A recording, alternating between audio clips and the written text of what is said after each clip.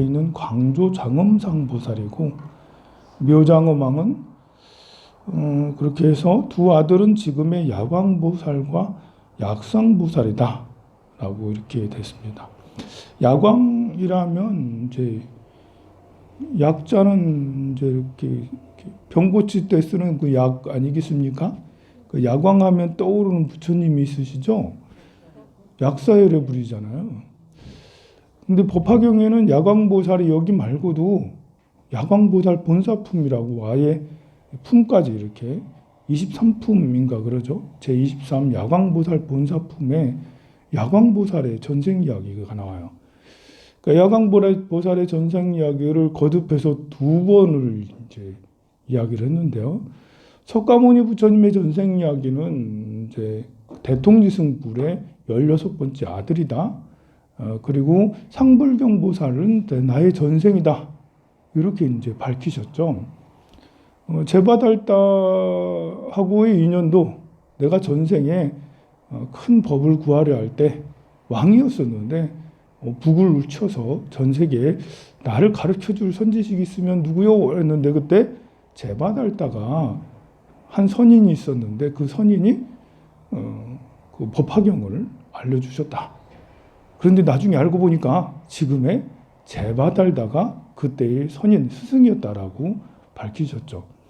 그래서 보면 석가모니 부처님의 전생 이야기가 곳곳에 이렇게 나오는데 그렇다고 10개, 20개 이렇게 나오는 건 아니에요. 그 다음으로 많이 나오는 전생 이야기는 야광보살이에요. 야광보살. 야광보살 본사품에도 그때는 어떤 전생이었냐면 야광보살이 전생이 일체중생 희견보살이었는데 일체중생 희견보살이 부처님 말씀을 듣고 내 인생이 바뀌었어.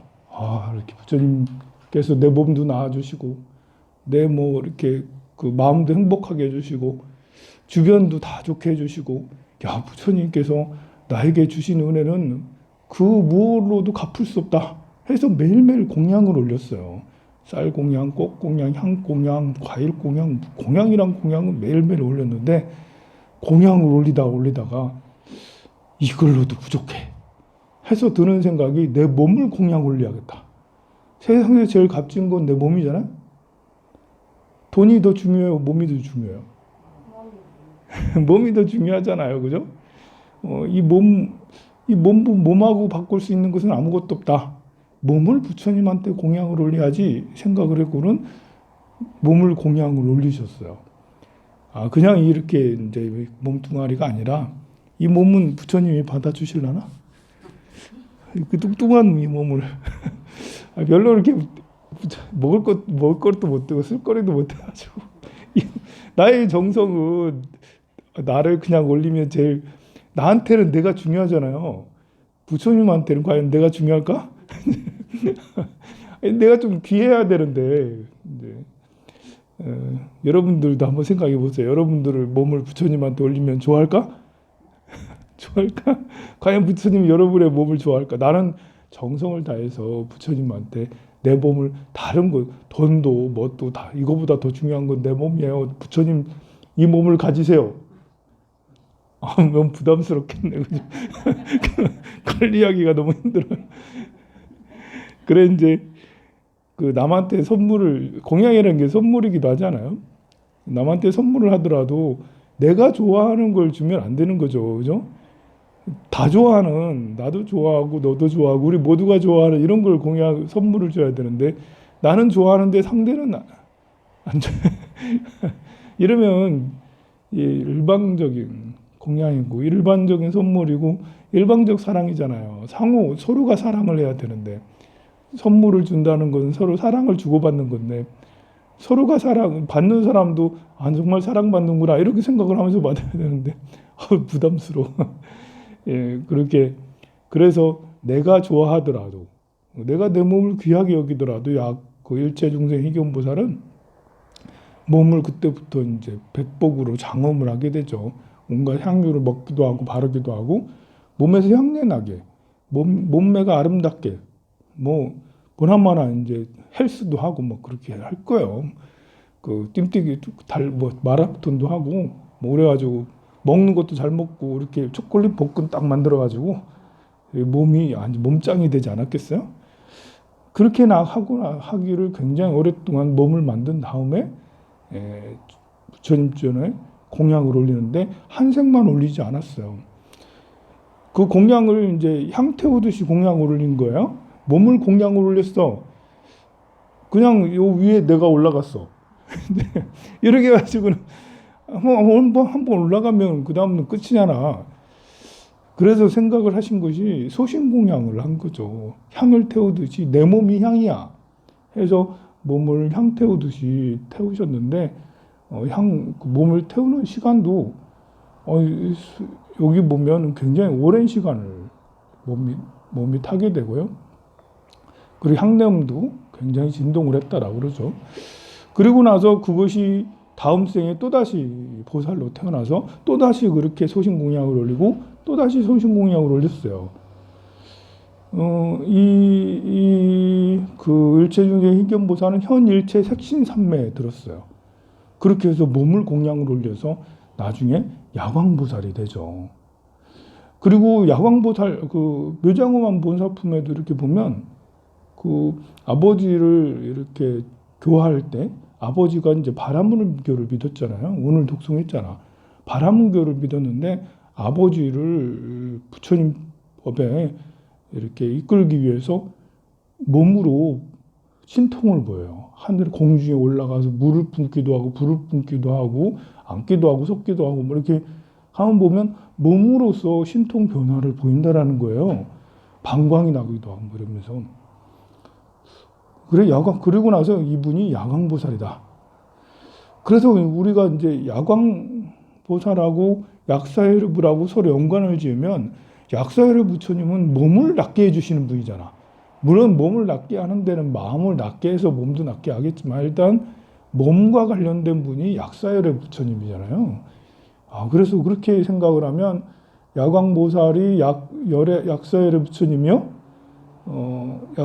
현일체 색신삼매에 들었던 일체중생 희견보살 그리고 묘장엄본사품의 정장이죠. 정장 이런 전생은 약사여르 부처님의 전생이기도 할 수 있다. 우리 묘법연화경에는 석가모니 부처님의 전생 이야기도 나오지만 약사여르 부처님의 전생 이야기도 나오는데 전생 이야기가 바로 몸으로 중생을 제도하고 몸으로 공양을 올렸던 그런 거를 볼 수가 있습니다. 그래서 이 묘법연화경을 독송하고 사경하고 해서 건강해진 사람이 많아요. 보면. 왜냐하면 야광보살, 약사여르 부처님의 원력이 묘법연화경에 이렇게 깊이 들어있으니까요. 우리가 약사열의 경이라고 따로 경전이 있긴 있습니다만 약사열의 경을 따로 독송하는 것도 훌륭하지만 이 묘법연화경은 이렇게 그 몸도 낫게 해주고 재산도 커지게 하는 이런 것들도 있어요. 보면 화택의 비유 해가지고 부자 아빠 나오잖아. 부자 아빠. 궁자의 비유도 부자 아빠. 아이고. 우리는 모두 다 부자 아빠를 다 두고 있다고. 부처님, 우리 아빠 부처님이잖아. 부자 아빠 나오죠. 또 이렇게 개주의 비유 이런 거 해가지고 그렇게 그 여의주를 머리 위에다 이렇게 해가지고 우리 늘 이제 여의주를 얻는 것과 같다라고 그렇게 하시지. 또 그리고 친구가 이렇게 그 친구한테 찾아왔는데 친구가 이렇게 주머니 속에다가 다이아몬드 같은 굉장히 값비싼 거를 넣어줬잖아요. 보면. 그래서 여기서 계속 웅얼웅얼 오늘도 웅얼웅얼 하셨잖아. 웅얼웅얼 하고 있으면 부처님이 슬그머니 여기 주머니에다가 주머니에다가 이렇게 보석 같은 것들 슉 넣어주고 우리는 받은 줄도 모르고 막 돌아다니고 그러고 있어요. 보면. 그렇게 해서 금은 보화를 부처님이 이렇게 넣어주시죠. 게다가 건강도 이렇게 야광보살 본사품이나 묘장엄한 그 본사품 이런 데서처럼 몸도 굉장히 건강하게 해주잖아요. 이래서 묘법연화경은 참 가피가 많은 경전이구나 라는 걸 우리가 미루어 짐작할 수가 있어요. 금강경에는 그런 말씀이 없어도 금강경을 독송하면 좋은 일들이 많이 생기는데요. 그것은 쓰는 방법이 다르기 때문에 그래요. 금강경은 순전히 마음 쓰며 마음 쓰므로 머무르지 않고 마음을 쓰고 이렇게 일체유의법이 연몽한포용이고 여러 여교정이다.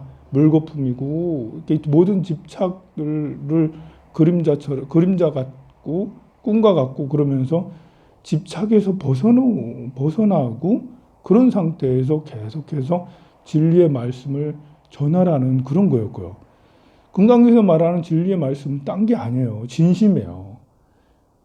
여러분들이 진심으로 참다운 마음으로 순수한 마음으로 상대에게 뭔가를 요구하지 않고 바라지 않고 그냥 이렇게 늘 미소와 친절을 베풀면서 나이가 많든 나이가 적든 관계없이 그 사람이 남자든 여자든 부자든 가난하든 관계없이 그게 이제 머무르지 않고 마음을 내는 거거든요. 그리고 상에 집착을 내지 않고 그 색성향 미축 법보시를 하라라고 금강경에서 말씀하시잖아요. 그러니까 진심을 다하면 그게 바로 머무르지 않고 마음을 내는 건데요. 그렇게 해서 마음 쓰므로 해서 무량한 복덕을 얻고 그리고 소원도 성취되는 건 금강경의 방법이고요.